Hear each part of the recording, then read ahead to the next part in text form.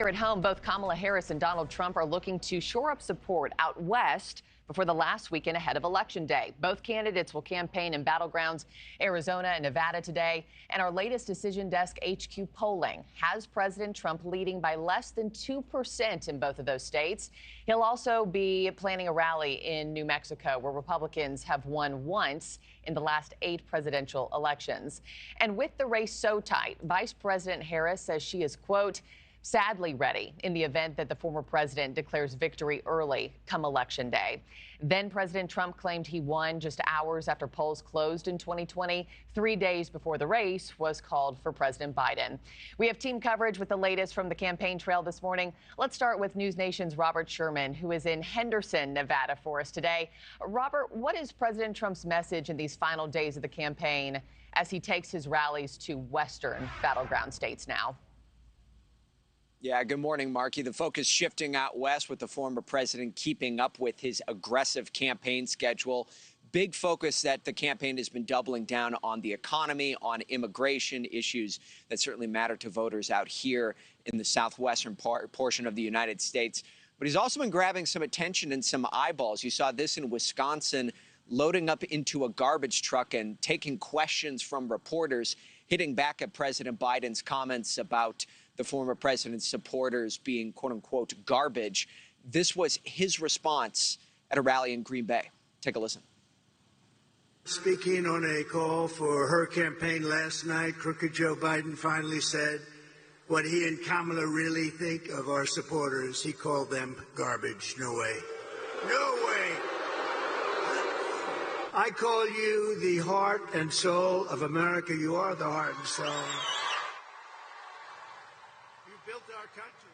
Here in Nevada, you got to win Clark County and the Las Vegas metro area. And in terms of what matters most to Nevada voters, you see the economy far and away. That's according to a survey conducted by Rasmussen. So taking a little bit of a deeper dive into the Nevada economy here, here's a few things to note. The unemployment rate here in Nevada stands at 5.6%. That's higher than any other state. Only D.C. has a higher unemployment rate. $294 a week is what an average person here in Nevada would spend on groceries.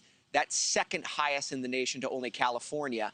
And 4% of jobs statewide are in the service industry. That is the highest per capita out of any state. So you see why the former president's been doubling down on the economy, particularly focusing in on his campaign promise to no longer have taxation on tips, hoping that will resonate with people who work in the service industry here. The Trump campaign says that compared to the last 2 elections, they feel stronger here in Nevada than ever before. Markie. And Robert, the former president also stopping in New Mexico today, not one of the swing states. So what's the significance of that move so close to Election Day?